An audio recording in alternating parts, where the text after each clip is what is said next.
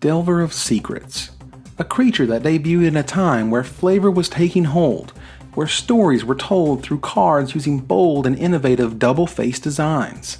Its impact was immediate and fierce. This meek human wizard transformed not just into an insectile aberration, but into a tournament-dominating powerhouse affecting every constructed format and Magic forever.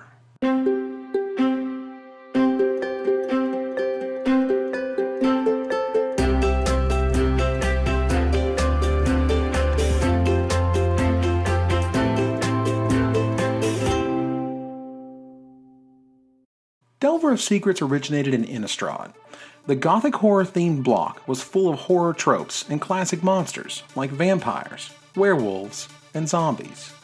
Led by the powerful and iconic image of Liliana upon her gothic throne, this block set to tell the classic horror tales like never before, using top-down design, where flavor created the cards and led to cards like this one.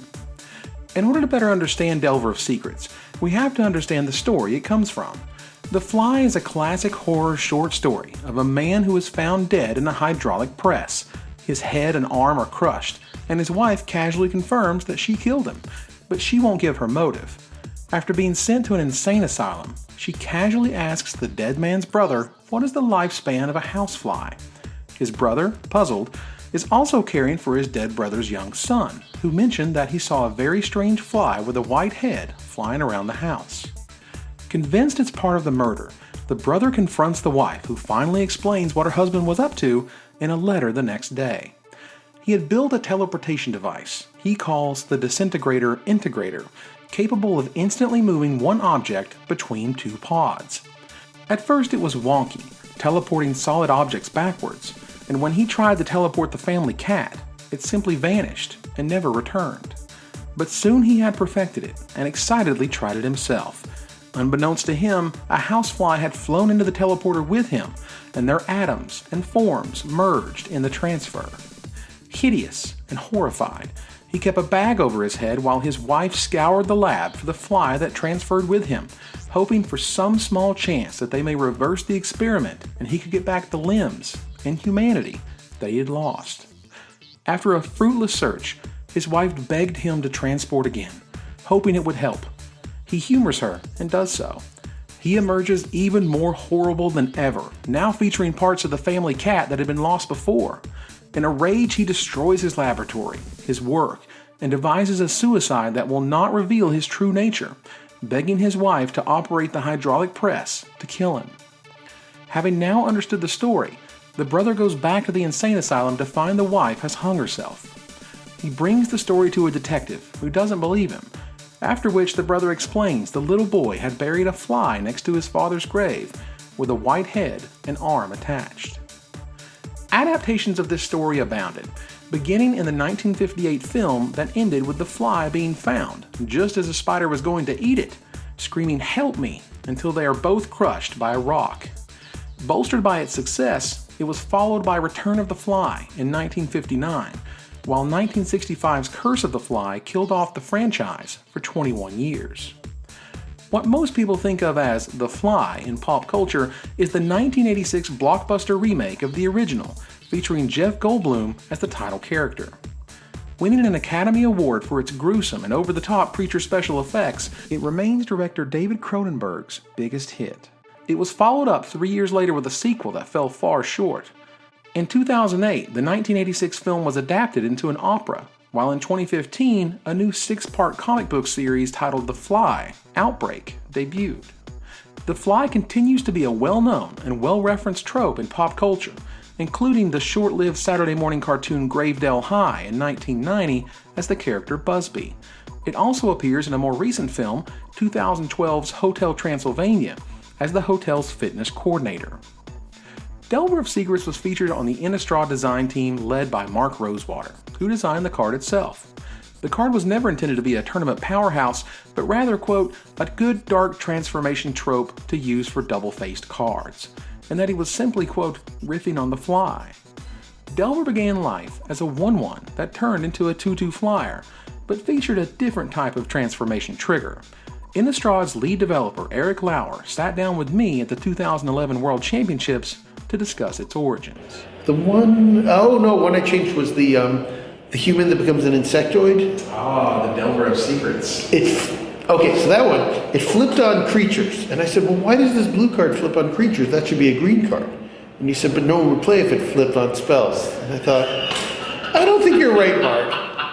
I think that could see some play in Constructed, maybe even Legacy. During spoiler season, the reaction was mixed.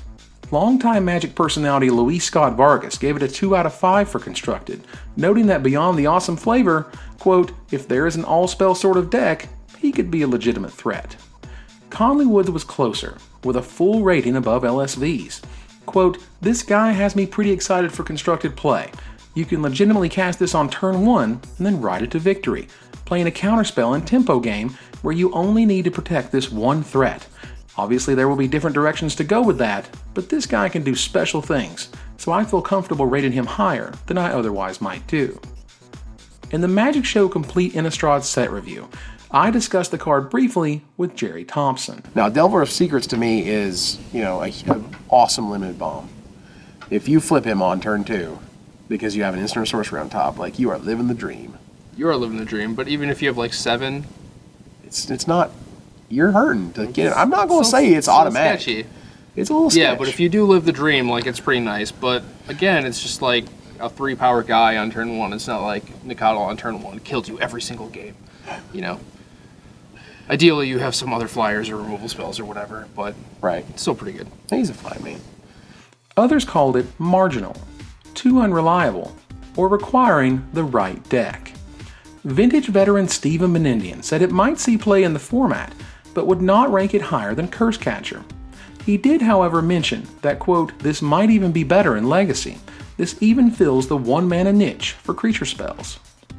On September 30th, 2011, while it didn't make his list of top 15 Innistrad cards to affect Legacy and Vintage, among such heavy hitters as Memory's Journey, Dream Twist, and Scab Ruinator, Chapin calls it again with his blue-red Delver Standard list featuring what would later be hallmarks of the deck: Delver of Secrets, Snapcaster Mage, Ponder, Vapor Snag, and Runechanter's Pike.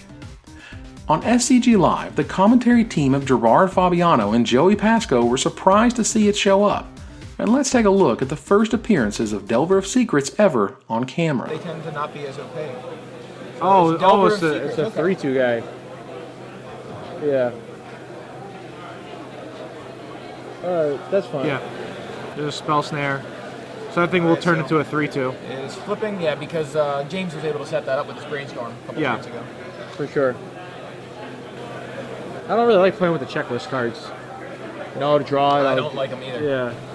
He needs to deal with the batter scrolls. Yeah, and theirs is probably another Delver of Secrets. Probably, yeah. Yeah, foil one. Yeah.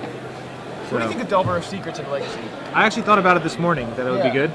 That's my friend, a friend of mine's playing it in a very similar list. And I think it's awesome. I think in the right deck, so 1-mana 3/2 flyer basically. It seems so good. You said you were thinking about Delver of Secrets this morning? Yeah, I was thinking about that. It could be good. In that blue-black deck that you were considering? You could play Ponder, you could play Brainstorm, Tempted Torok, I mean, a lot of those Dark Confidant. So you're just a really quick deck. Yeah. No, he's playing a checklist card in his deck, and then he's got Delvers to the side, and then so he doesn't have to flip the Delvers around. He has another copy of Delver flipped around in a different for every Delver. He's got double proc. It just seems confusing playing the checklist card. I don't when you pitch it with a Force of Will, you might have a checklist card and a Force of Will in your hand, and you're just I don't have a blue card to pitch. You know what I'm saying? Delver of Secrets was first discussed in Standard by Todd Anderson on November 3rd, 2011, in his article Delving into the Unreal. Illusions were a theme in Magic 2012, featuring creatures that died when targeted in some way. Powerful cards like Phantasmal Image affected Standard for as long as they were in it, while Lord of the Unreal pumped that creature alongside your Phantasmal Bears. The deck had reach via spirit tokens generated by Moorland Haunt. Just 3 days later, a blue-red Delver deck made the finals of the Las Vegas Standard Open from a field of over 400 players. After that, the domination began, and it didn't let up. It is truly remarkable how incredibly powerful and successful Delver of Secrets was in Standard during its time in the Scars of Mirrodin Innistrad Standard format. Delver was complemented by Ponder and the incredibly oppressive power of Mana Leak. Powerful mythic rare Geist of St. Traft, alongside card advantage extraordinaire Lingering Souls, was often too much. Equipment like Sword of War and Peace, Sword of Feast and Famine, and Runechanter's Pike help power through competition. Free Phyrexian spells like Jataxian Probe and Gut Shot were stellar when flashed back with Snapcaster Mage. Vapor Snag showed the true power of an unsummon effect, oppressing creatures that may have stopped the Horde. The deck soon utilized other Phyrexian spells like Mutagenic Growth, and later, Avacyn Restored brought the powerful 4-drop of Restoration Angel. But if you thought it did well in Standard, Delver of Secrets was just beginning its domination of Legacy. Its first appearance in the format was noted in Drew Levin's article on October 19th. An event occurred called the Eternal Weekend in Spain, where a top 8 deck list called Tempo Thresh, a riff on the Canadian Threshold decks featuring Nimble Mongoose, included 4 Delver of Secrets for the first time. The Baltimore Legacy Open on the weekend of October 23rd was the breakout event for the Human Wizard, with a playset in 3 of the top 8 deck lists, including the winning list.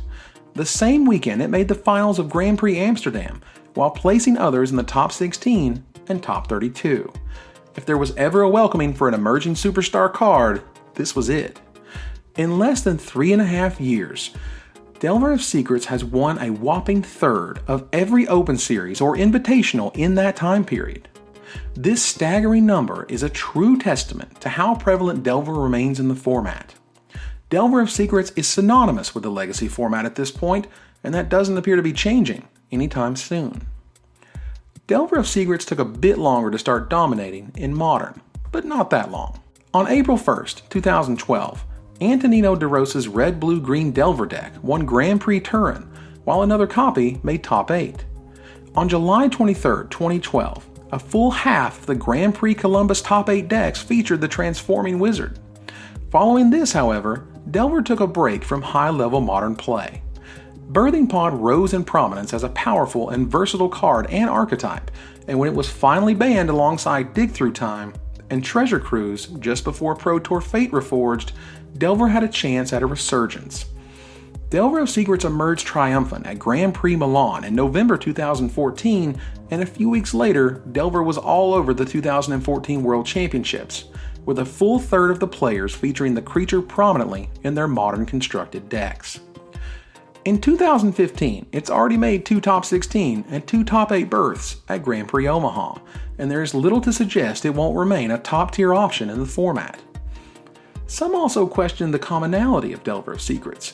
Wasn't a creature this powerful at least uncommon or rare? Mark Rosewater explained that Civilized Scholar, transforming into Homicidal Brute, was more complex.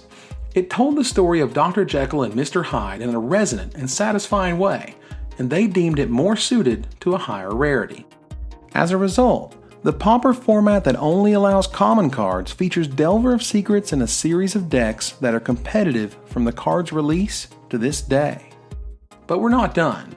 On the opposite side of the spectrum is Vintage, the most powerful format in Magic, with thousands of dollars in cards playing Magic's most overpowered spells. Blue-red Delver decks are there too, alongside Mox Sapphire and Black Lotus. Pauper, Standard, Modern, Legacy, Vintage. There is not a competitive constructed format that Delver of Secrets has not impacted in some way, and no one can deny the indelible mark it has left on the game of Magic. It may be quite some time before we see another creature capable of this large of an impact and changing the game, in all senses of the phrase, as a result. Thanks for watching. Did you enjoy this episode? Help me make more over at Patreon. Patrons get to see the show before anyone else, get their name in the credits, and ultimately this show does not exist without it. So head on over to Patreon and I'll see you guys there.